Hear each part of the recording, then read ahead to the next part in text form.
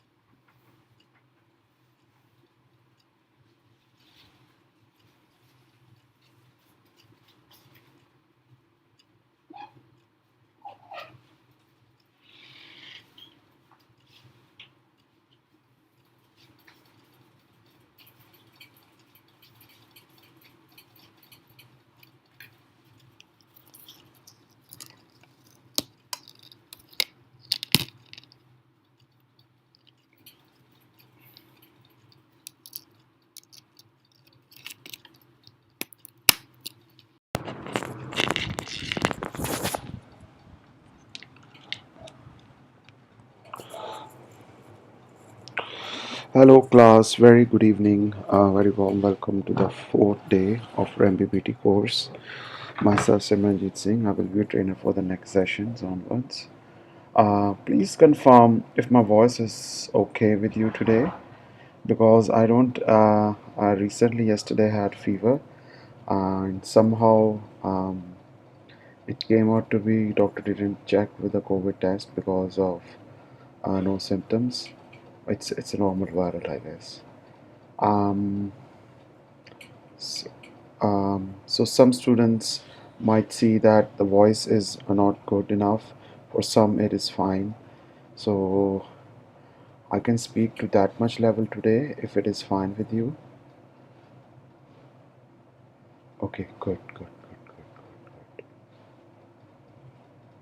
Sounds awesome.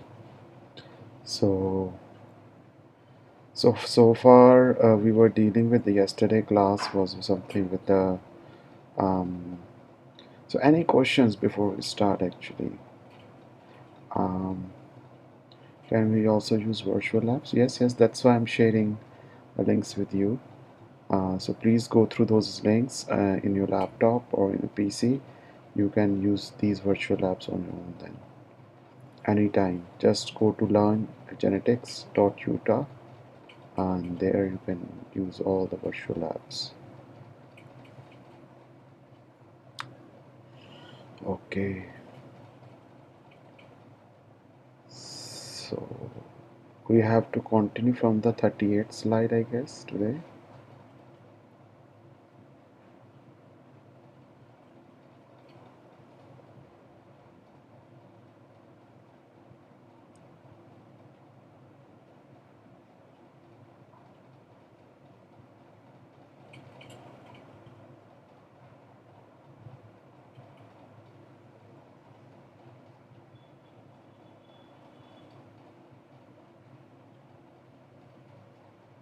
So we did about Sanger and other sequences were done nicely.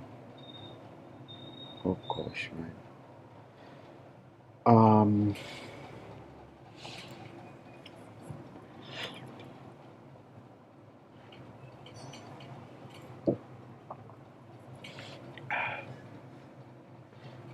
so what are the applications for sequencing? So there were like genomes we could identify with that. Chip sequencing, that is your chromatin immunoprecipitation. So you check the DNA and transcription factors interaction with that. You can check for the histone modifications, effectors proteins. DNA methylations could be checked with that with the help of sequencing. Whole genome associations are also possible. Whole genome sequences costing around $1,000 at the moment, which is quite less as compared to the past. To study the functions of genes or proteins, mutants produce clone mutant organisms, comparisons of the mutant and wild type function. So you can create from the mutant cells clone genes. From the clone genes, you can create a protein, which is localized in the biochemical determination structure. And this could go reverse by database research to identify the protein coding sequence and gene inactivation further. So there are four terms now: in vivo, which means in living organisms. So these terms we get really confused sometimes.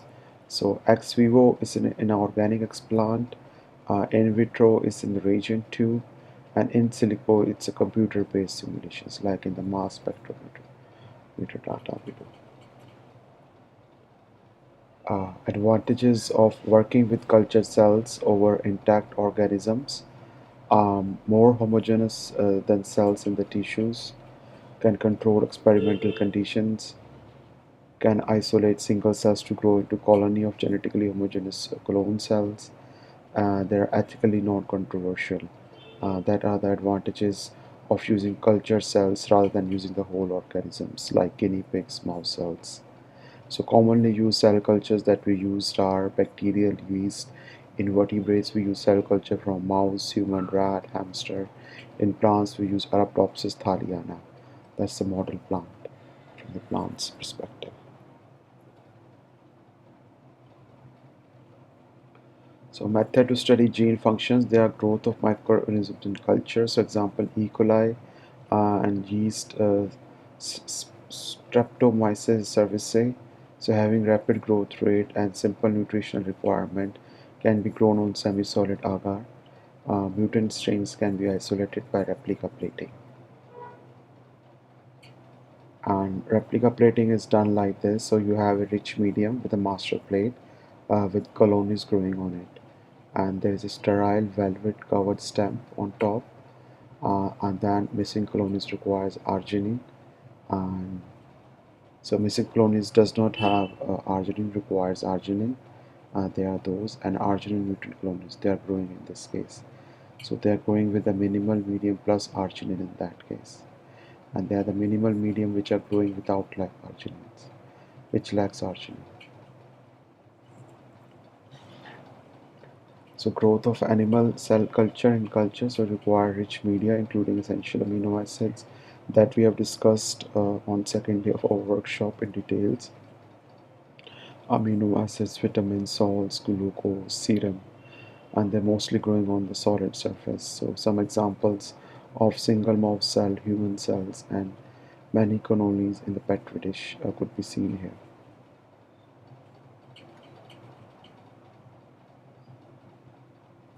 So we have discussed bar charts also previously.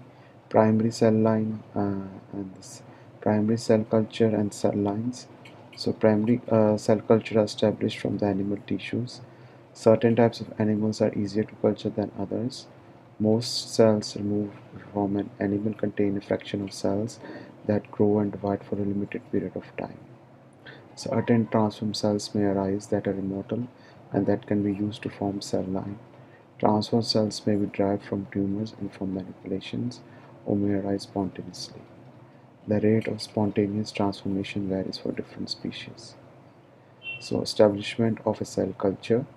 So there is a phase 1, phase 2 and phase 3. In the phase 1 is exponential, then it's a linear phase, then it's a downgrading phase for the cell synthesis at the end. That was about human cells, but in mouse cells it's totally opposite. You have initially loss of growth potential, then there's a senescence, then emergence of immortal variants, then your cell line started to grow around 45 days or so. So fibroblasts are growing in the culture and differentiated in this form. These are my mouse embryo fibroblasts known as NIH 3T3. And these are the fibroblasts can be cultured and differentiated. So left side is the undifferentiated, right hand side is the differentiated form.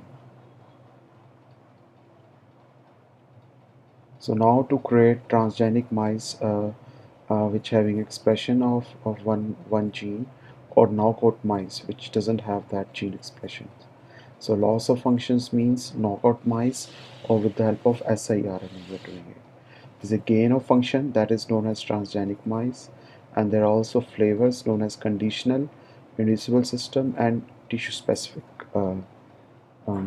gene inducible system. So mutations, an organism's genotype, its entire set of genes maybe denote whether an individual carries mutations in one or more genes. An organism's phenotype is its functions, physical appearance, and depends on the individual genotype. Whereas normal organisms may develop changes termed mutations in their DNA sequencing, thereby altering the genotype, perhaps their phenotype. And organisms that develop such mutations are termed as mutants. Mutations may be part of the genotype or occur as a mutations at the end. So there are two type of organisms, haploid and diploid. Haploid has a single copy of chromosomes and phenotypes a consequence of that one copy. A diploid organism has two copies of each chromosomes and thus two copies of each gene. Diploid that carry identical alleles are termed homozygous. Diploids that carry different alleles are termed heterozygous. Two copies of each gene may be the same, or the copies that are may be different. Different form of genes are termed as alleles. So here downward we can see diploid genotypes and their diploid phenotypes. So this is wild type. The one with the dominant with the yellow color is mutant, and if both are present, then it's mutant. If it is recessive, then it's a wild type. If both are recessive, then it's a mutant. So that's how your alleles may be dominant or recessive on the basis of that. So further, genotype uh, um, genotype linked disease. So there's sickle cell anemia, cystic fibrosis, phenylketonuria, tachycelic diseases, and their molecular and cellular defects, how they're happening. With the autosomal dominant disease, X-linked disease like hemophilia, DMD, Huntington diseases, uh, hypercholesterolemia. So all these belongs to genotype linked diseases. Further segregations of genotype linked diseases, autosomal dominant Huntington diseases. So they are the one that's deal with the affected part of your segregation. So here you can see that this is the male part on the left and this is female, and Huntington disease is being present on the gene. So whenever male and females are produced, so the males are affected and females are not affected. So again, this was a dominant when it's present in the dominant state, but when this cystic fibrosis is present, which is carrying as a carrier, but they are not affected, and also the female is also carrier. So affected will be if both are present, so CFTR, CFTR. But in the other case, they will be carrier, carrier, and this will be a non-carrier, A plus, A plus. And then X-linked DMD disease, that is Duchenne muscular dystrophy. So here you can see that X is present in the female, but it is affected only when it's present in the males. Otherwise, in the female, it's a carrier one. So further mutations may cause only subtle changes or may produce significant changes in development, cellular functions, in appearance or in behavior. So on the left and right you can see there is a red eye and white eye. So this is happening because of the mutations. And this is normal 2 wing and this is 4 wings in the UBX mutant. So gene UBX has been mutated and you can have 4 wings afterwards. Then gene replacement and transgenic animals. So it is possible to replace an organism wild type gene with the uh, with the inactive gene to create a gene knockout. So you can remove one gene and just add one inactive gene in comparison to that so that the function could be removed out of that. And it is possible to introduce additional genes to create transgenic organisms. Gene knockout and transgenic techniques can involve mutagenesis of cloned genes prior to the transfer into the organisms. So mutant organism cells, comparisons of mutants, wild type functions, so could lead to the clone genes or DNA sequencing, and it could be reversed with the help of gene inactivation.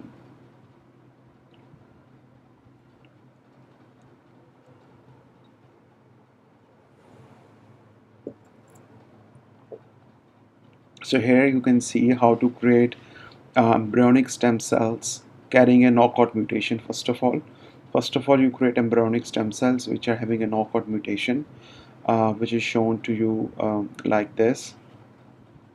So here you have formation of ES cells carrying a knockout mutation. So you have new R genes, THHSV also.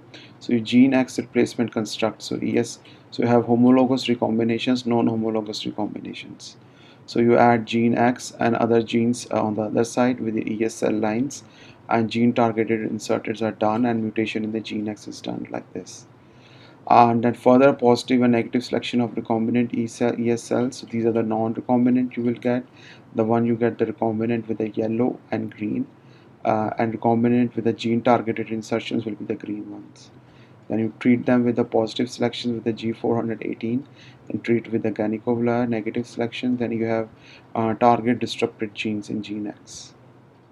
Then that was done in the embryonic stem cell lines, but in the mice, first you inject embryonic stem cells, ES cells into the blastocells cavity of the early embryos. So first, you have a brown mouse with these genes, and you insert them into the blastocysts for 4 to 5 days. So there is a black mouse and brown mouse. So like this. Then surgically you transfer embryos into the pseudo-pregnant female, foster the mother, possibly progeny. Then you have chimeric and black. Then select the chimeric mice.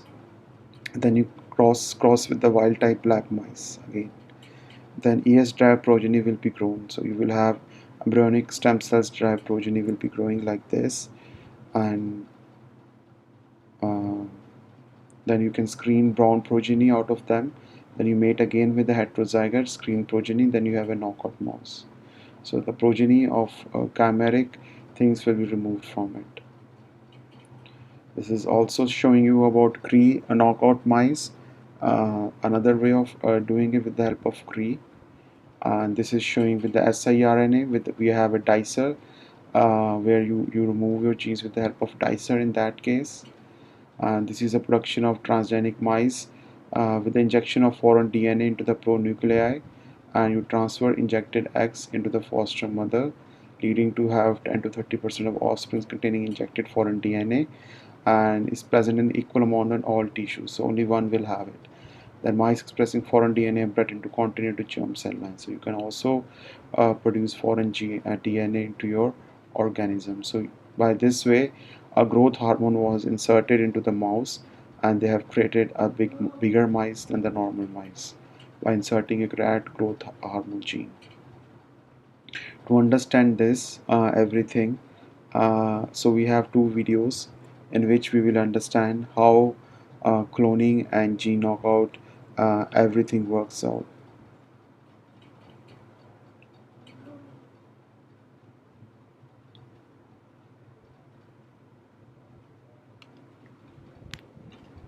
Simple knockout. So gene knockout is a common technique in studying gene function. In this practice, the gene of interest is disrupted by altering the cell's genomic DNA. Any phenotype that results from gene knockout gives insight into the function of the disabled gene. Conventional knockout experiments are frequently achieved in animals, but need a huge investment of time, money, and labor. Therefore, these experiments are usually restricted to well-funded labs or core facilities. This has presented a large hurdle for researchers exploring gene function. The breakthrough of CRISPR technology has turned the tide and made gene knockout a much more accessible tool for many more research labs. The key revolution brought about by CRISPR is the creation of double-stranded breaks sequenced specifically. With CRISPR, scientists can create double-stranded breaks at virtually any site in the genome. To repair the double-strand breaks generated by CRISPR, there are two main mechanisms: non-homologous end joining and homology-directed repair, also known as homologous recombination. With non-homologous end joining, the ends of the double-strand breaks are simply reconnected together, and this process is highly error-prone, introducing mutations, insertions, and deletions, and in many cases resulting in gene knockout. Homology-directed repair, on the other hand, utilizes a repair template where desired changes are flanked by left and right homologous sequences. Through homologous recombination, the desired changes are incorporated into the genome. The CRISPR knockout knock-in kits utilizes the homology-directed repair system. To plan an HDR-backed knockout experiment using plasmids, the researcher needs to create the following constructs. 1. A plasmid coding for the gRNA, targeting the intended site for double-stranded cleavage. 2. A plasmid coding for the Cas9 protein. And 3. A plasmid serving as the repair template, with a designed sequence flanked by the homologous arm region of the cleavage site, or donor vector. Origin has created pre-designed kits to make knockout experiments even easier. For each gene locus, We have created a specific kit. The first two elements are provided in a single all-in-one vector. The gRNA vector, targeting the start of the coding sequence, was cloned into a vector containing the expression cassette for Cas9 protein. The donor vector was also created with a knock-in GFP puromycin cassette, flanked by the homologous arms of the chosen cleavage site. This permits the selection of knockout cells via puromycin marker. The promoterless GFP provides additional utility to monitor any upstream promoter activity that might be present. To start your knockout experiment, simply co-transfect a gRNA vector with a donor DNA plasmid into the cells. The Cas9 enzyme will cut a double-stranded break near the start codon, and through homologous recombination, the functional cassette will be integrated into the genome, replacing target gene. In the end, 3 events are achieved. 1. The target gene is knocked out through gene disruption. 2. GFP will be driven by the endogenous gene promoter, providing added information of promoter strength. And 3. The puromycin marker under the PGK promoter is integrated into the genome, enabling the selection of successfully edited cells. The protocol starts with co-transfection. There will be 3 separate experiments. One of the 2 gRNA vectors co-transfected with the donor vector, scramble control with donor vector. After transfection, the cells must be passaged for about 20 days before puromycin selection, as the donor vector alone before genomic integration also provides puromycin resistance. Culturing the transfected cells for 20 days ensures that the episomal form of donor vector is lost. This diagram shows the details of transfected cell passaging prior to puromycin application and selection. For HEK 392 cells, 48 hours post-transfection is considered G1 cells, at which point the cells are split 1 to 10 and grown for 3 more days. At G2, CRISPR-targeted cleavage and gene editing should be finished, but the percentage of edited cells will be small. You can perform optional genomic DNA analysis using G2 cells. If the data are negative, you can redo the analysis after puromycin selection. After G7, apply puromycin selection using the doses appropriate for your cells. To summarize the CRISPR knockout knock-in protocol described so far, Step 1. Co-transfect one of the gRNA vectors with the donor vector, along with the appropriate controls. Step 2. Passage transfected cells for around 20 days. Step 3. Apply puromycin selection and isolate individual cell colonies. Please note that the drug selection doses need to be determined by kill curve for each cell line. 5 days after puromycin selection of transfected HEK 293 cells, almost all cells in the 2 control transfections died. However, as expected, the co-transfection with the gRNA construct produced puromycin-resistant cells. The 4th step is to analyze the puromycin-positive cells to detect the knockout. If you have a good protein-specific antibody, you can use Western blotting to evaluate the knockout. It is best to use this method after isolating single colonies. Another method is genomic PCR to verify the correct GFP puromycin integration in the genome, followed by sequencing to confirm the integration. To amplify only the edited allele, design PCR primers following these rules. The forward primer should be upstream of the 5' end of the left homologous arm of the donor vector, and the reverse primer should be in the GFP region. In this example, knockout ATG5 gene was conducted by the protocol. Genomic PCR products of the correct size were amplified from the gRNA constructs, plus the donor co-transfected cells, and not from the scramble control transfected cells. The PCR products were further sequenced using the PCR primers to confirm the correct integration. Sequencing data using the forward primer shows the correct integration of the 5' end of the left homologous arm in the donor vector. The reverse sequencing primer confirmed the correct integration of GFP puromycin cassette. The original ATG5 gene was replaced with GFP. Origene offers genome-wide human and mouse CRISPR knockout knock-in kits. With these complete, ready-to-use kits can knock out almost any gene from the genome and knock in the GFP and puromycin cassette simultaneously. You can study the consequences of the gene disruption and potentially do a promoter study at the same time. Origene also has other functional cassettes to provide different fluorescent proteins, luciferase, or different selection markers. If you wish to have the CRISPR knockout kit created a different donor vector, please visit our website to request a custom project. To learn more, please visit the Origin website and our YouTube channel. So that was about your CRISPR, so which recently got the Nobel Prize winner for this technique. I hope that was clear for all of you.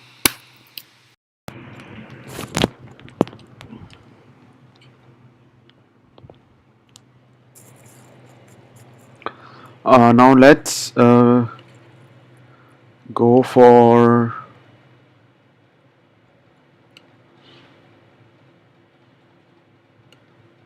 some virtual lab related to CRISPR lab.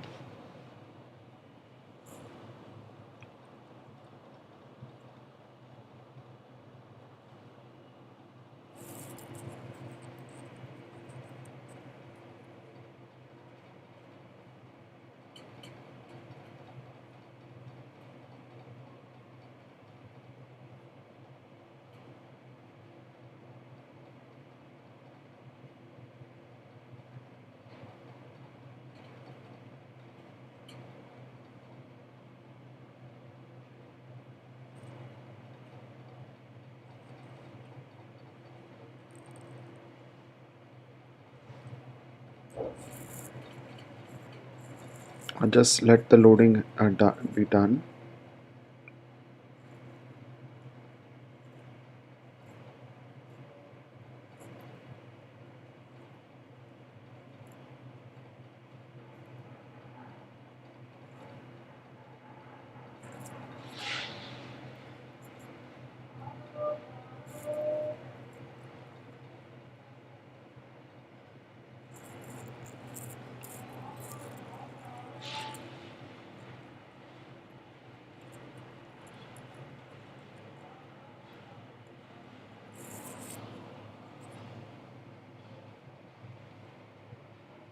So we will do one virtual lab related to CRISPR with the gRNA that we have discussed, how it is helping to cutting the targeted part and then letting it to be added further.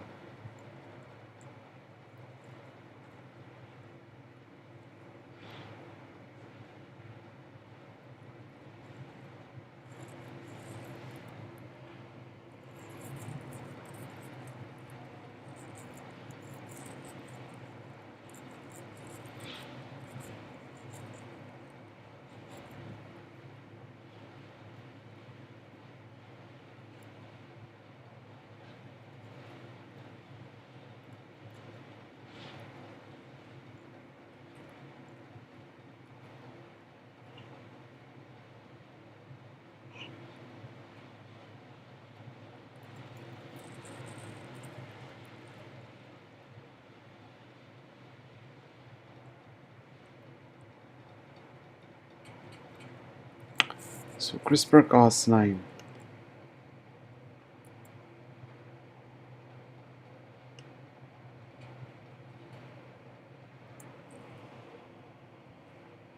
So this is your guided RNA, then Cas9 gene, and this is your cellular DNA. So first targeting is happening. So scientists introduce Cas9 guide RNA complex into a cell, in this case human cell, where it randomly associates and dissociates with the DNA. And Cas9 recognizes and binds to the three nucleotide sequence motifs, and PAM that motif is called PAM, and that is abundant throughout the genome.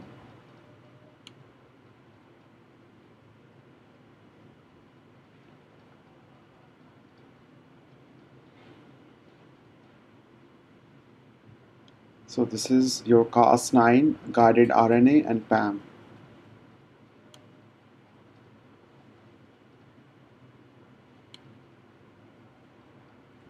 So Cas9 attached to the PAM. So when it's bind to the PAM motif, Cas9 will unwind your DNA double helix structure. If the DNA at that specific location perfectly matches a sequence of about 20 nucleotides within the guided RNA, and within the guide RNA, the DNA and matching RNA will bind through the complementary base pairing. So binding is done after the targeting. So you can see very nicely there is a PAM, there is a Cas9 attached to it, there is a guided RNA on the outside, and this is your target DNA.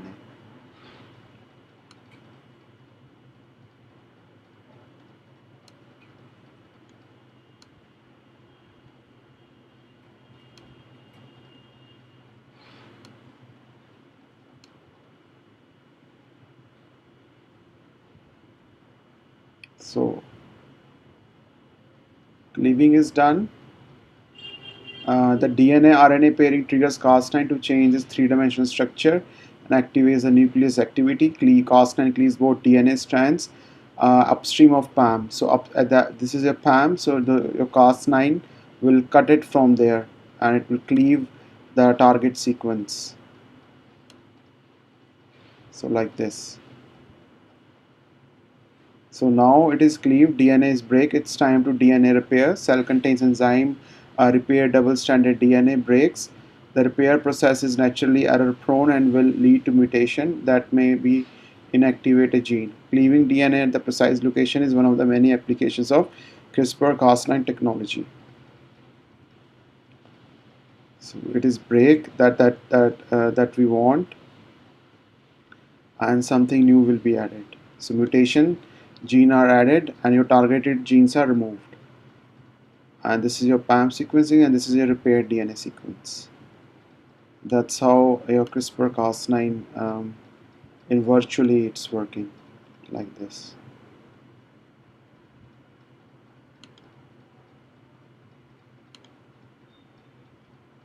And the last video.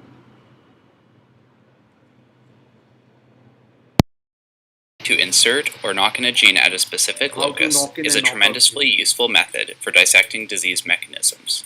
However, in previous years, the insertion of a foreign gene has been far too tedious and expensive for many labs to perform.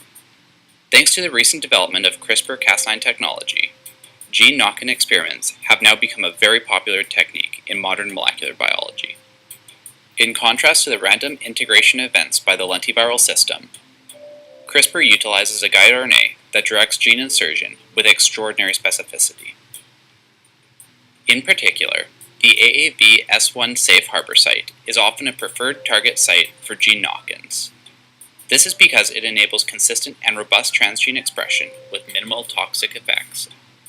At this safe harbor site, the surrounding DNA maintains an open conformation, enabling stable expression of the newly inserted transgene.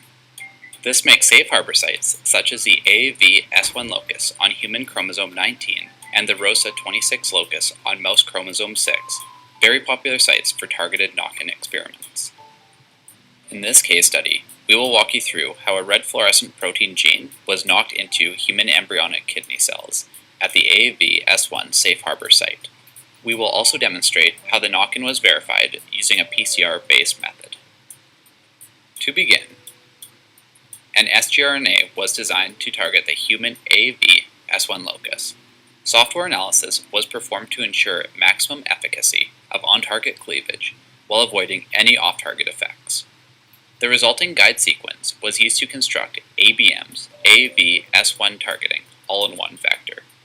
This vector expresses the Cas9 endonuclease under a CMV promoter and the sgRNA under a U6 promoter.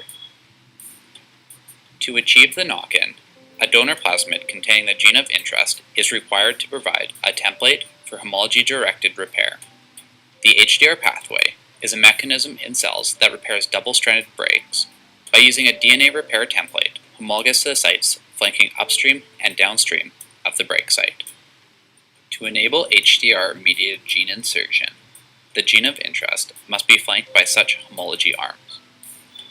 Therefore, a second plasmid was constructed by cloning an RFP pyromycin expression cassette into ABM's repair template plasmid for the AAV-S1 locus. The resulting AAV-S1 donor RFP plasmid had the RFP gene under a CMV promoter and a pyromycin resistance marker under a PGK promoter. Once both plasmids were ready, they were introduced into HEC293 cells using ABM's transfection reagent, DNA fectin. Following transfection, the cells were passaged 10 times to dilute out the episomal donor vector. Following, the resulting HEC293 cells were given 3 to 4 weeks to grow in the presence of puromycin to select for the cells with successful knock-in of the RFP puromycin resistance cassette. Cells transfected with both AVS1 targeting all-in-one vector and the AVS1 donor RFP plasmid were healthy after 4 weeks, and greater than 95% of HEC293 cells were successfully expressing RFP. Control cells that were not transfected with the vectors died after puromycin treatment. PCR genotyping was carried out to confirm that RFP was successfully knocked in at the AVS1 site.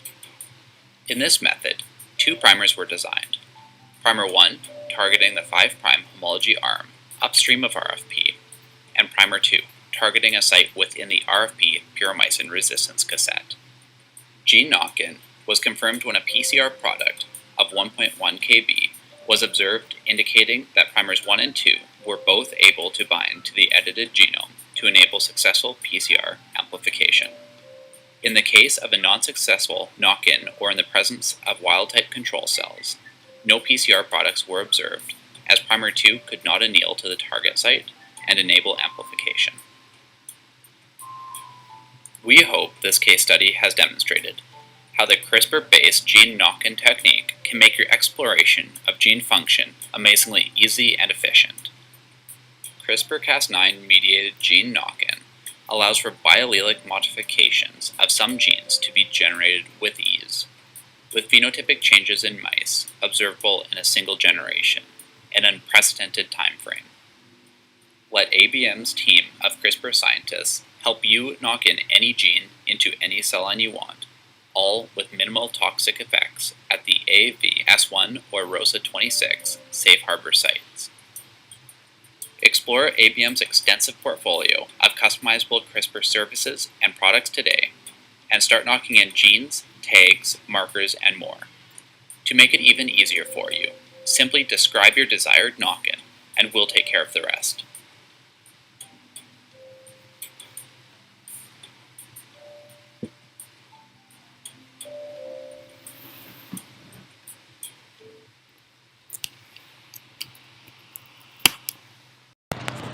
So that was simply letting you know about the gene knockout, gene knock-in, how these are things done.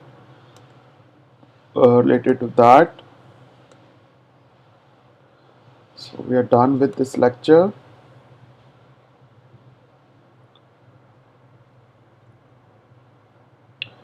I already shared with you these lectures yesterday, so I will not share them today.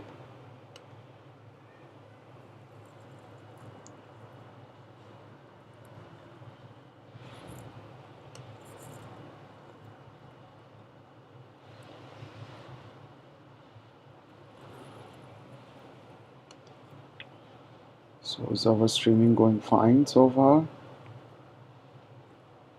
Any questions?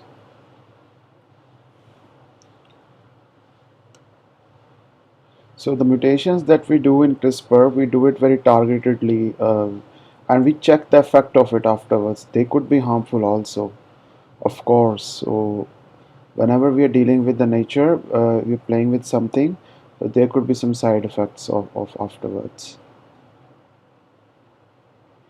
And E-lab of CRISPR, okay.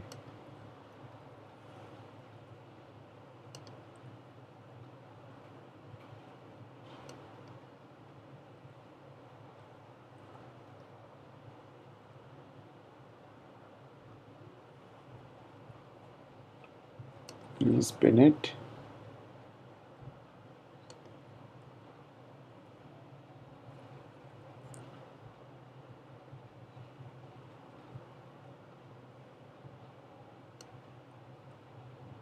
Let's continue with the next part.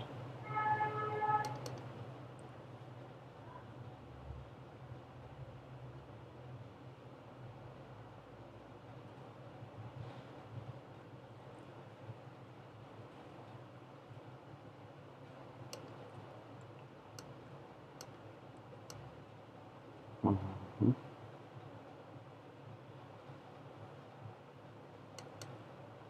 this is a little bit about recombinant DNA technology. So I will not go in detail from this, so I will skip some slides, but I will share with you these links. So just because I have shared many thoughts and techniques with you so far, that many of the concepts are already cleared, but I kept this for you people because I found this to be good for if somebody is preparing for some exam or something, they could go through these presentations. So there are some definitions, some terms will be coming up for the same.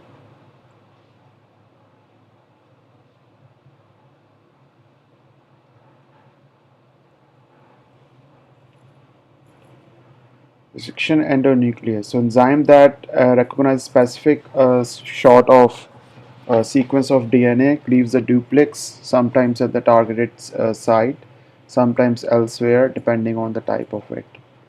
So cloning vector is the one which has DNA that can be used to propagate an incorporated DNA sequence in a host cell. Vectors contain selectable markers, replications, origins to allow identification and maintenance of vector in the host. And whereas the nucleases are the hydrolyses, hydrolyze the ester bond within the phosphodiester bond. And phosphatases hydrolyze the ester bond in the phosphomonoester bond. So whatever the diester bonds they are, so they are being broken. In the second case, phosphatases are breaking the phosphomonoester bond, monoester bond. So endonuclease, and there are two type of nucleases and exonucleases. Endonucleases are the one that cleaves the phosphodiester bonds within the nucleic acid chain, and where the exonucleases cleaves the phosphoester bonds once at a time from the end of polynucleate chain. So restriction endonucleases can be used to cleave DNA into defined fragments. So we can see like E. coli will split it, cut it from the GATTT side, or the PSTL1 will kill it, restrict it from the CTGCA from site, and HAE3 will kill it from the making a blunt end at the end. So they have defined specific sites.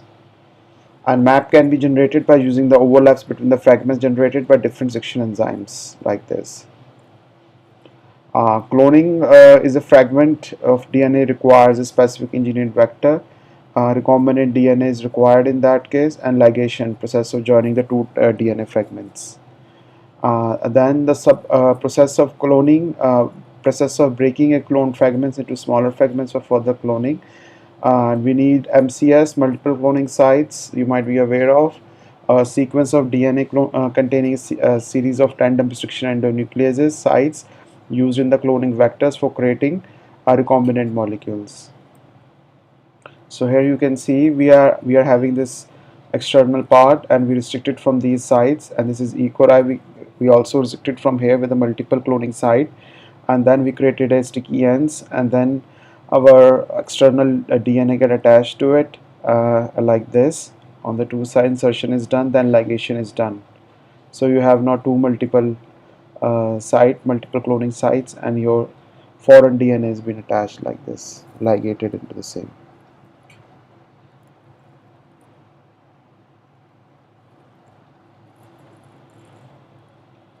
Then cloning,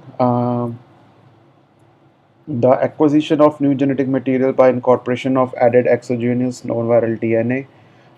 Blue-white selection allows identification of bacteria that contains the vector plasmid and vector plasmid that contain insert. The white clone is used to prepare DNA for further analysis. So there are various vectors like plasmid, phage, cosmid, BAC, VAC.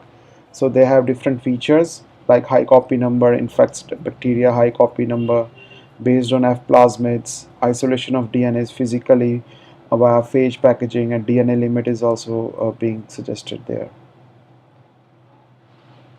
So it could be suggested for different purposes. So for example, PYAC2,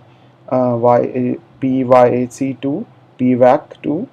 So here you can see yeast selectable markers are present, bacterial markers are present, bacterial origin present is there, BAM-H1 sites are present, SUP4 section sites are present, cross-section cloning sites are present. Your centromere, yeast origin, TRP1, yeast selectable markers are present. So everything is present like this. Cloning vectors can be specialized for different purposes. Cloning vectors may be bacterial plasmids, phages, cosmids, or yeast artificial chromosomes. Shuttle vectors can be propagated in more than one types of host cells.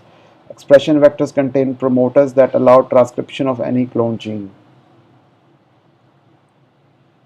So these are the various reporter genes that can be used to measure promoter activity or tissue specific expressions. So on the left side, LARC-Z gene. So LARC-Z gene can be followed in the mouse by staining for beta galactosidase. So in the blue color. So beta galactosidase in the embryo we can see it like this expression. Then comes the discovery of GFP. Uh, since the discovery of a GFP, derivatives of fluorescence in the different colors have been engineered in that way. So cloning vectors could be specialized for different purposes. Numerous methods exist to introduce DNA into different target cells.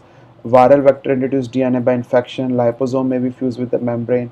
Microinjection introduce DNA directly into the cytoplasm. Nanospheres can be shot into the cells by a gene gun. So various different methods to insert your foreign DNA.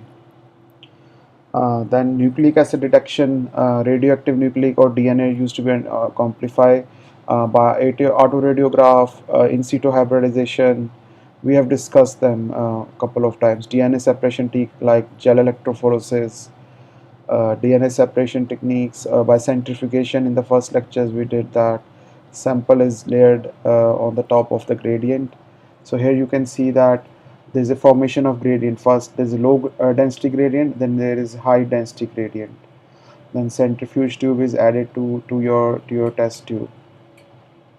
Then concentration gradient is created, then you add your sample on top, then you put on the swinging bucket rotor and allowed it according to the S value, the sediment coefficient value, your samples will be separated like 1 and 2, and then you can pour them out as per the requirement. So you remove this part first, then you have your middle part, then you remove this, and then remove. So based on the gradient centrifugation you can remove your DNA from the samples. DNA sequencing, we have discussed it in quite details with the fluorescent tag. PCR, RT-PCRs we have discussed in details. Blotting methods we have discussed, and DNA microarrays we have discussed. So this is slides that is combination of summary of what we have done in previously. So I felt like to keep it to send you also to have summary of each and everything. So I will share this file with you now.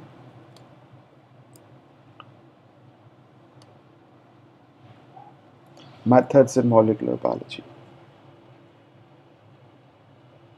So students, I will take a 10 minutes break now. So we see us at 6, and then we start from the next part, from the new um, DNA based markers.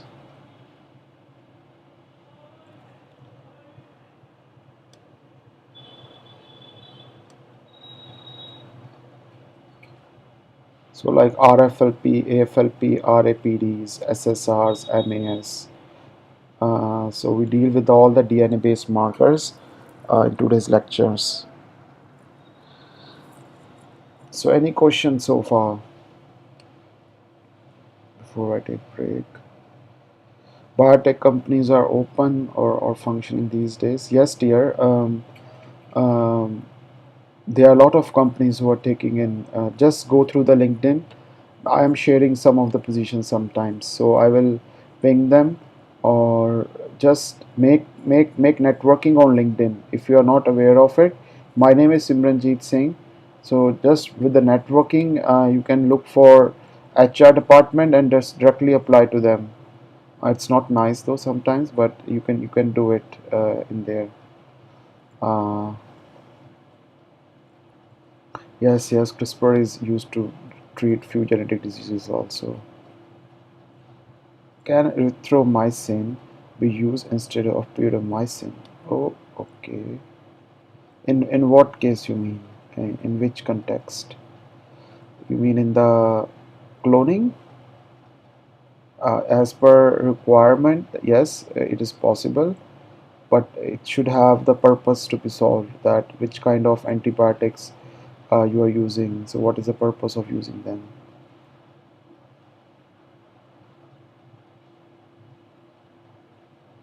Most of the mutations are recessive in nature, so how are ensuring the expression in organisms? organisms.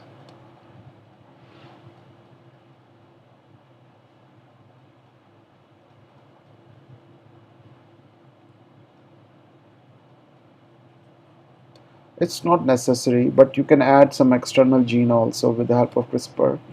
So it's both way. It can also help in addition.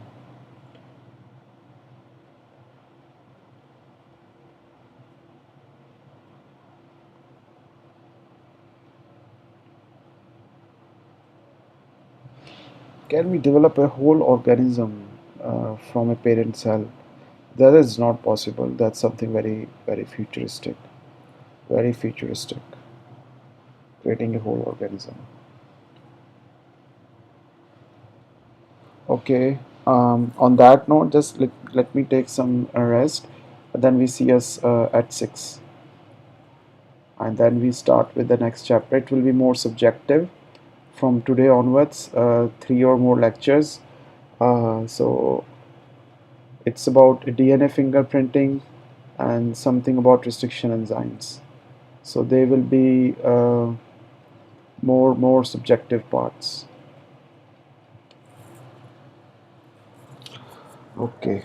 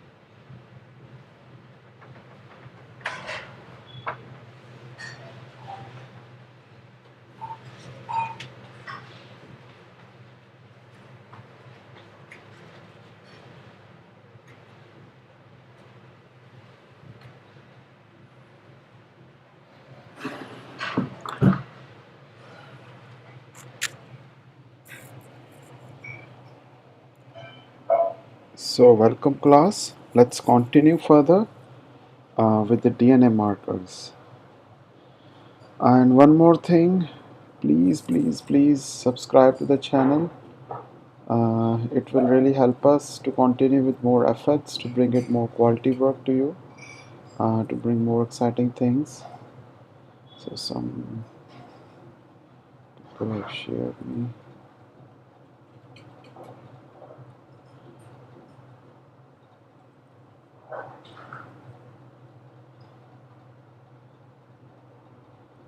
So today I can't take much of a sessions. I will take maybe further 45 minutes. Then we will wrap it up. Uh, I need some energy for the next session also, so I will be teaching proteomics next. So this is how basically DNA markers are the one which helps to identify some specific part in your plants or in animals, and you can then with the help of various markers technique like RAPD, AFLP, RFLP, or MAS, marker assisted selection. Uh, so you can do a lot of help to your farmers and also to the animal husbandry people, to the animals that who are working with. So let's continue. So molecular marker is a DNA sequence in the genome which can be located and identified. The results of genetic alterations based on these could be different in different plants. The differences collectively called polymorphisms and can be mapped and identified. An alternative to have markers which are closely associated with the genes and inherited together. So molecular markers are highly reliable and advantageous in the plant breeding programs. A molecular marker provided true representations of the genetic makeup at the DNA level. They are consistent and not affected by the environmental factors. Molecular markers can be detected much before the development of the plants occurs. A large number of markers can be generated as per the needs. So basic principle behind your molecular marker detection is, so let us assume there are two plants. One is with a disease sensitivity and other with a disease resistance. If there is a DNA marker that can identify these two alleles, the genomes can be extracted, digested by rejection enzyme, and separated by gel electrophoresis. And further, molecular markers could be of two types, based on the nucleic acid DNA hybridization at base that is non-PCR based and based on the PCR based. So this is how molecular markers work. So you have a disease sensitive plant and disease resistance plant. So you extracted the DNA and restricted with the digested with the restriction enzymes, and you go for the gel electrophoresis. The shorter the DNA, you will see it here. The longer the DNA, longer DNA fragment you will see here. So you can differentiate between these two, disease sensitive and disease resistance plants. So these are the markers that we will be working for, we will be looking for. So based on the DNA hybridization that is non-PCR based, uh, these are the markers which are widely used. The just major and they are cloned. DNA piece can be cloned and allowed to hybridize with the genomic DNA, which can be detected. So the major limitation of this project is that it requires large quantities of DNA and use of radioactivity. The first part belongs to this is RFLP, that is friction fragment length polymorphism. RFLPs. They are the first technology employed for the detection of the polymorphism based on the DNA sequence differences. So the procedure basically involves isolation of genomic DNA, digestion by restriction enzyme, separation by electrophoresis, and finally hybridization by incubating with the clone and label probes.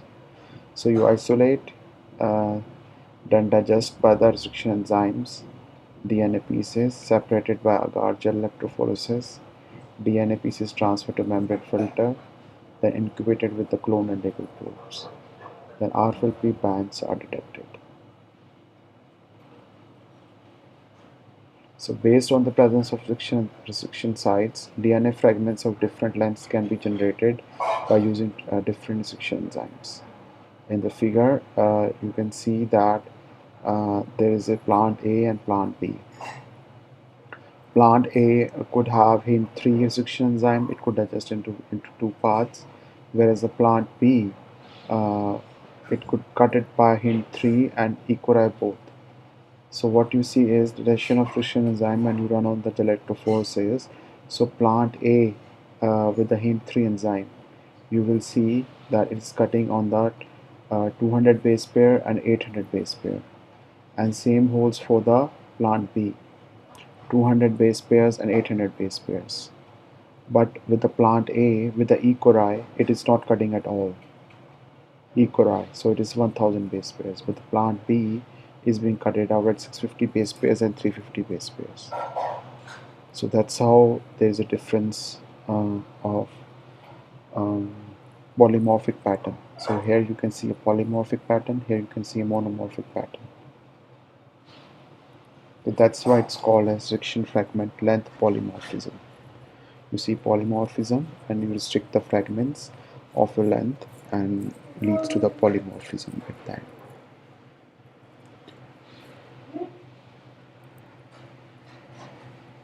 Now comes the markers, second part, based on the PCR amplifications.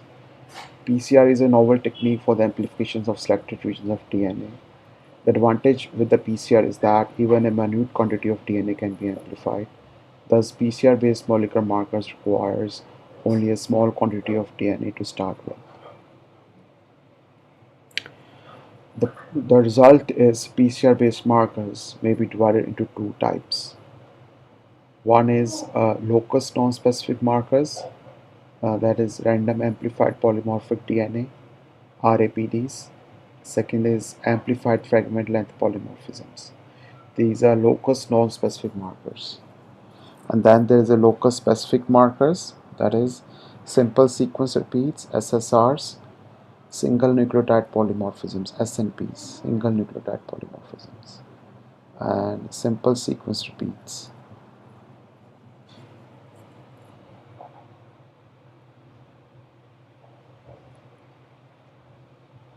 Random amplified polymorphic DNA, RAPDs. Random amplified polymorphic DNA markers. So RAPD is a molecular markers based on the PCR amplifications. An outline has been shown in this figure. So you isolate, you denature your DNA, and annealing of DNA template with primers. So you do the annealing here. Annealing is done. Then complementary strand is created, and amplified products are being produced by gel electrophores are identified at the end.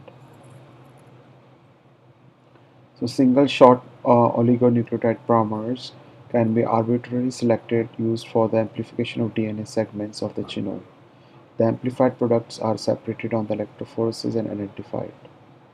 When the DNA molecules are digested by the enzyme Him3, there is no difference in the DNA fragments separated. However, with the enzyme E. coli, plant A, uh, plant A DNA is not digested, plant B molecule is digested. This resulted in the polymorphic digestions in the previous types. So here you can see the RAPDs. There are different plant varieties. 1, 2, 3, 4, and these are the various markers, polymorphic markers A, C, D, C, D, A, C, D, A, B. So all are giving different results at that. So RAPD markers have been used to identify several disease resistance genes. Like RP94 genes is responsible for the resistance to stem arrest in barley. RAPD markers identify two links to these genes. Similarly, RAPD markers linked to the heat smut resistance genes have been characterized with the help of these.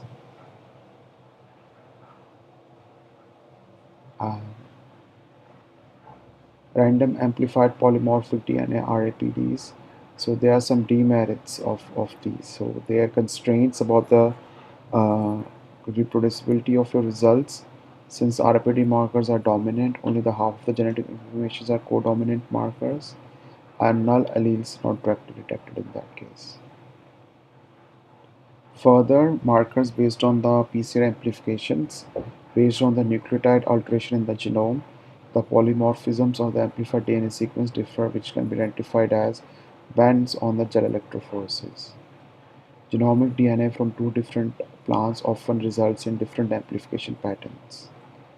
This is based on the fact that particular fragments of DNA may be generated from one individual, not from the others. This represents polymorphisms can be used as molecular markers of particular species.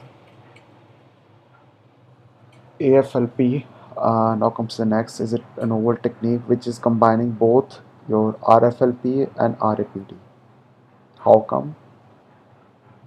So in this, there is a generation of DNA fragments using restriction enzymes and oligonucleotide adapters, and their amplification then further by PCRs. So this technique combines the advantages of both restriction digestion and PCR. DNA of genome is extracted. It is subjected to restriction digestions by two enzymes, that is a rare cutter MSE1 and frequent cutter E-cori1. The cut ends on the both sides then ligated to the known sequence of logonucleotides. So here you can see ACTTAGAC. So you have your DNA molecule. So you cut it with the restriction enzymes with E-cori1 and MSE1. E-cori1 will cut from the left side 6 cutter, MSE is the right side cutter 4 cutter. So it's all cut it down from here till A and on this side till C. Ligation with linker. Then you link with the linker part. So with the new oligonucleotide. Then pre-selected amplifications employing single nucleotide extension.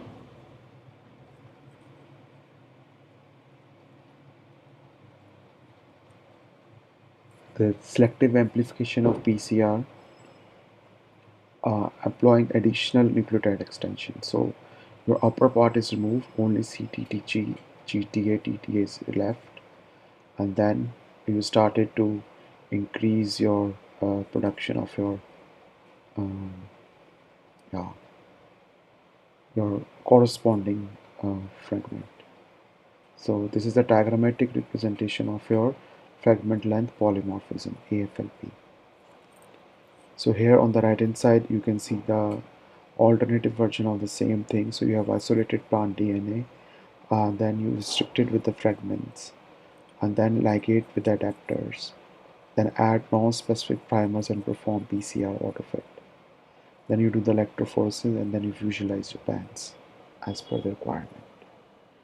So AFLP is primarily used in the genetic mapping. It is several economic important cereal crops such as rice, barley, wheat. They have been mapped by AFLP.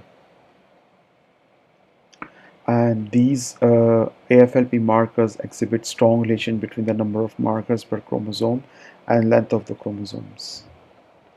So like in Indica and Japonica, the cross between them, they reveal around 50 AFLP markers on each and every chromosome except at the small chromosome number 12. So further, in the barley, RFLP comprises of 157 RFLP loci, and they have been increased by adding 118 AFLP markers to them.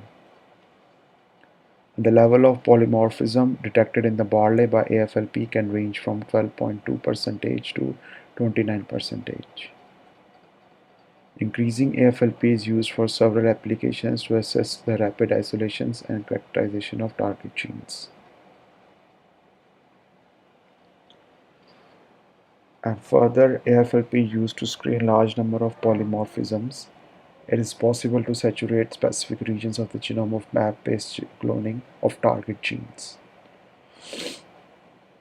AFLP has also been used in phylogenetic studies, distinguishing features between varieties. In case of barley studies, varieties are grouped according to their salt tolerance and the origin of genotyping with AFLP. AFLP has recently been analyzed for the quantitative traits in barley and rice also. So there are some demerits of AFLP also. So they are not reliable to convert into SCRs. We will discuss about them soon. Require high amount of DNA than required in the RAPDs. Relatively expensive techniques owing to requirement of silver staining and radio or non-radio labeling in that case. So we are done with the RAPDs, RFLPs, AFLPs. Now comes the STS, that is sequence tag sites. So some things which are repeating, simple nucleotide repeats are there in your sequences, and you can have it in your, as used as a molecular marker. Use them. So under the PCR amplifications, molecular based markers. So these are the locus space. So we are done with the non-locus space so far. That is RAPD and AFLP. Now we are doing with the sequence tagged with a locus space, that is STS. So sequence tag sites represents a unique simple components of genomes whose DNA sequences are known, which can be amplified by using PCRs. STS markers are based on the polymorphism of simple nucleotide repeats on the genome. When the STS loci contain simple sequence length polymorphisms, they are highly valuable as molecular markers. Then comes the microsatellites. They are the randomly repeated multiple copies of mono, di, tri, tetranucleotide motifs. Then comes sequence characterized amplified regions, SCRs. So they're the modified versions of STS, and they are developed by PCR primers that are made for the end of RAPD fragments. The STS converted RAPD markers are sometimes referred to as SCRs. And SCRs are usually for the rapid development of STS.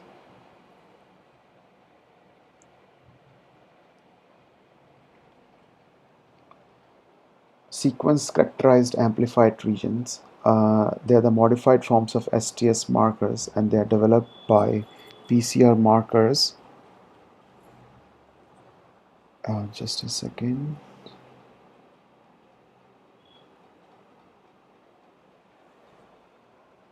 They're developed by the PCR primers that are made for the ends of RAPD fragments. STS converted RAPD markers are sometimes referred to as SCRs, and they're useful for the rapid development of STS markers. So there are two types of markers, that is amplified with a primer RAPD band and amplified with a scar with a primer. So there are two types that would happen. The molecular marker assisted selection MAS. This is the last technique in this topic, that is to selection of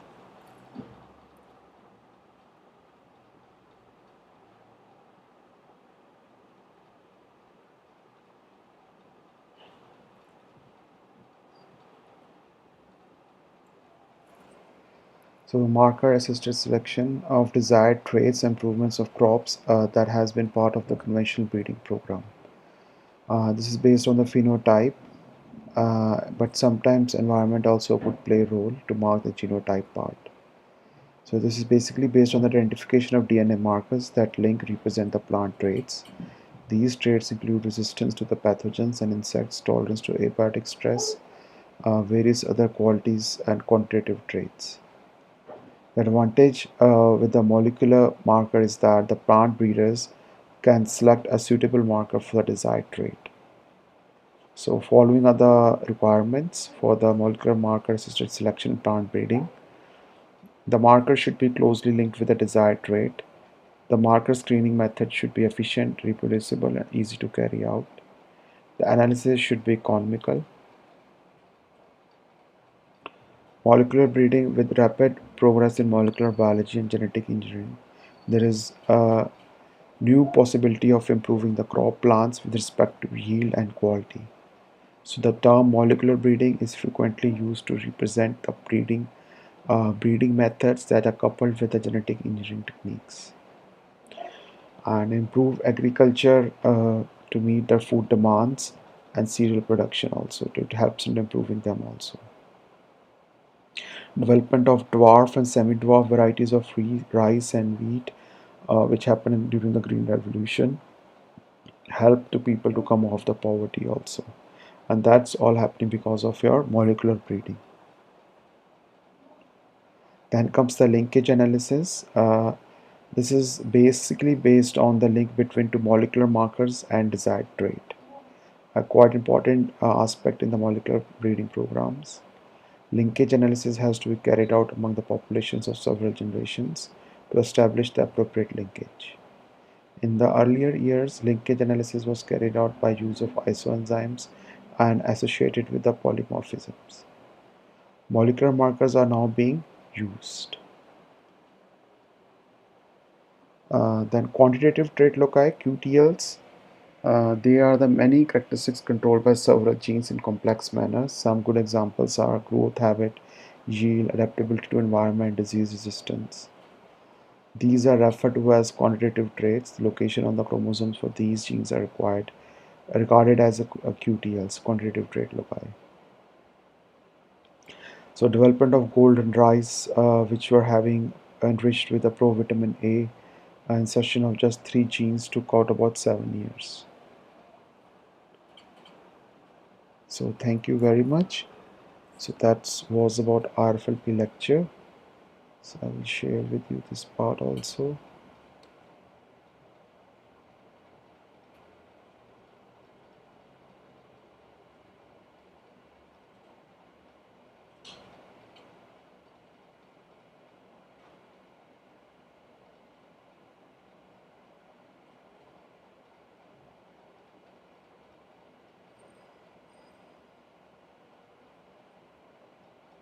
Okay.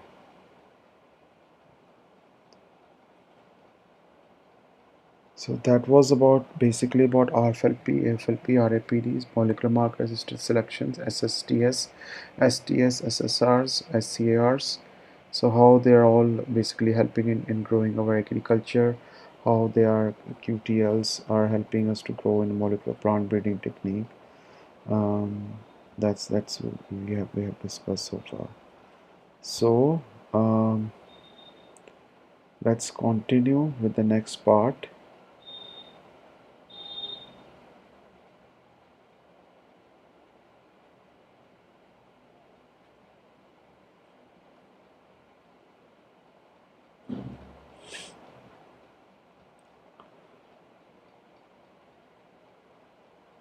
Maybe we can do this as the last part of today.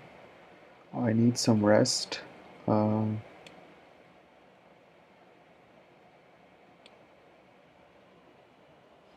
so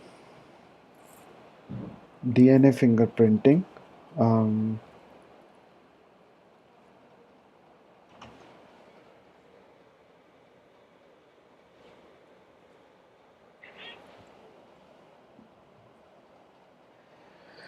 so why DNA fingerprinting? It helps us to find out if somebody did a crime scene or if we are looking for some comparisons of two different genomic data. Do DNA finger DNA genomic DNA and to check them with the help of friction endonucleases enzymes and then check via gel electrophoresis to confirm that the things that we are looking for uh, is is uh, is what we are working is on the right manner. So to do so, we do the DNA fingerprinting. So it's a way of telling an individual of the same species apart. DNA sequences are variable and can therefore be used as identifying characteristics. It has advantages over other types of evidence. They are highly accurate and can be gathered from the trace crime scene evidence. So how do you take DNA fingerprint? So one way is to do with the RFLP that we have discussed. that is restriction fragment length polymorphism, or you can do that. In this case, you cut your DNA into pieces with the help of friction enzyme at a very specific site, and then you check the small number of differences via gel electrophoresis. So this is RFLP animation. So this is how BAM H1 is cutting. So restriction enzyme came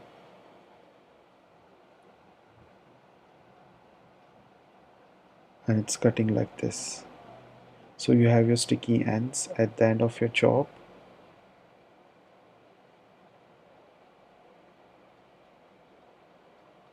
So it's cut like this, your A, B, C, D, E.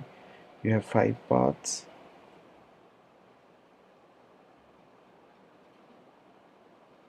But that was done in the individual one. So by having 4 section enzymes, it's cut into the 5 parts.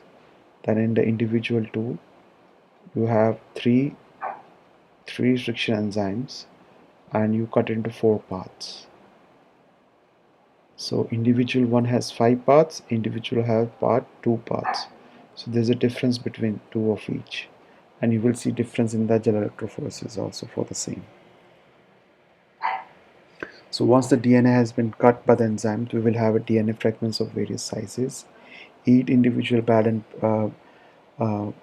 bending pattern should be different because the restriction enzymes will cut each other's person at different points. Fragments of different sizes will travel different distances along a gel when an electric current is passed through it. So this is how we have different bending patterns from different individuals.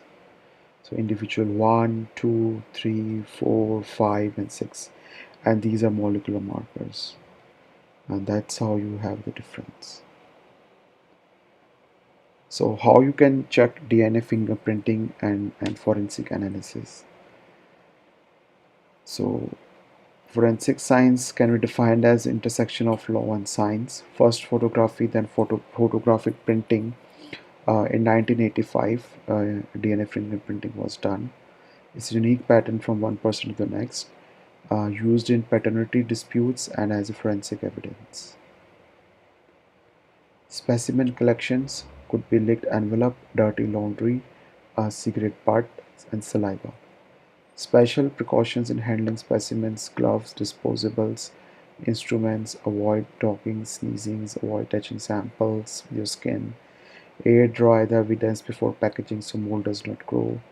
Enemies of evidence: sunlight, high temperature, bacteria, moisture, they are the enemies for your evidence that you're looking for. So ideal sample would be 1 ml of fresh whole blood treated with EDTA. So restriction fragment length polymorphism is done in individual 1 and 2 with various restriction enzymes, so leading to a different patterns. So in the case of individual 1, you have A, B and C, but in the individual 2 you have D and C. And when you run over the gel, you see A, B, C pattern, and for the individual 2 you see C and D pattern.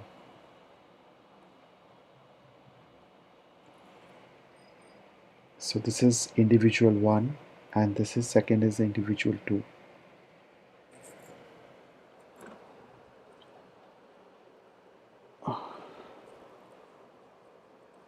So we have discussed that. So molecular techniques are there to check onto membrane of your agarose gel and probe with a hybridized, that is southern blotting.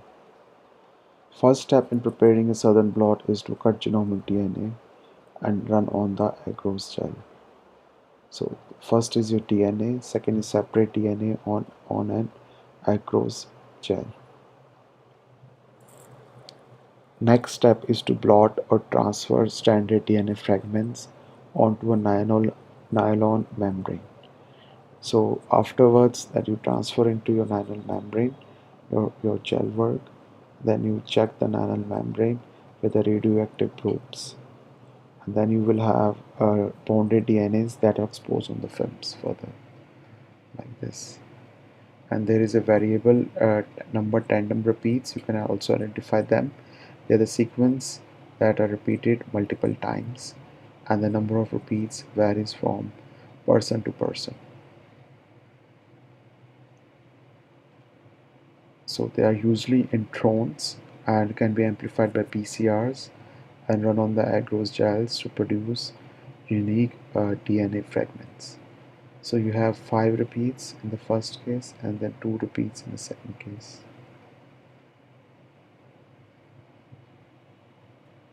So PCR is a lab technique to amplify one specific segments of DNA. I will not go through this, we have discussed them already. You need a template DNA, DNA primers, tag DNA polymerase, and nucleotides.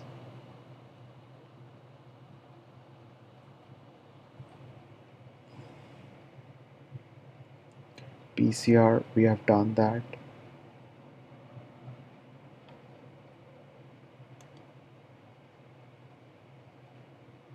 Okay, some more networking.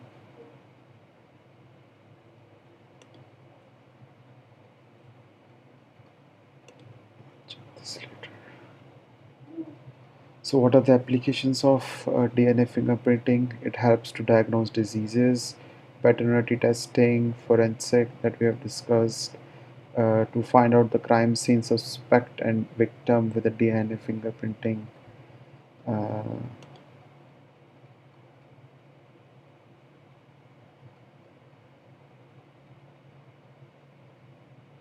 so there's no animation, I guess.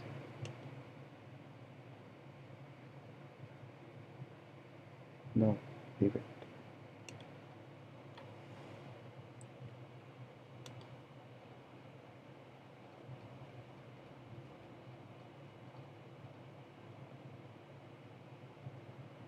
Error not found. Anyhow, so like genealogy here means that how from Africa all the evolution starts to take place, and how the change in the mutation in the genes leads to have different European population, Asian populations, Australian populations like this. So thank you very much. I think that's it for today. Uh, oops, battery slow.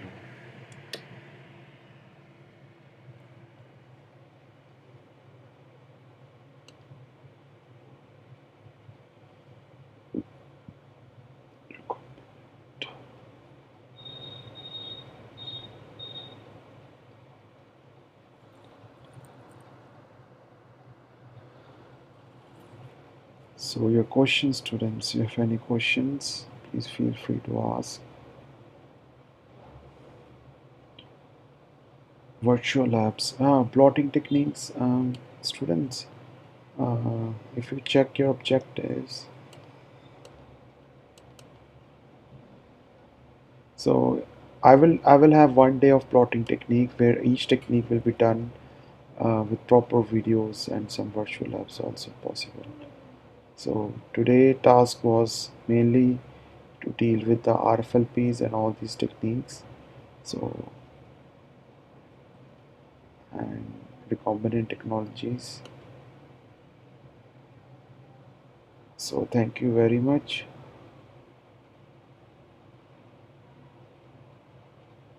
But yeah, its main task is to complete our objective of uh, these topics, and you will get all the topics that I have told you initially, that we will teach you all these topics during this hours. So hours will not matters. So hours will not matters much here. Okay, thank you very much, students.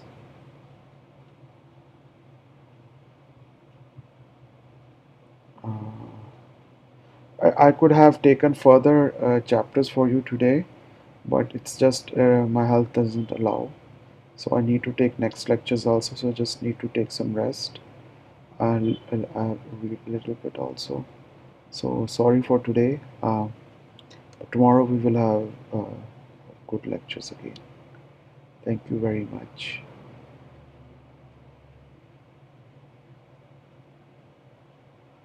Thank you. Thank you.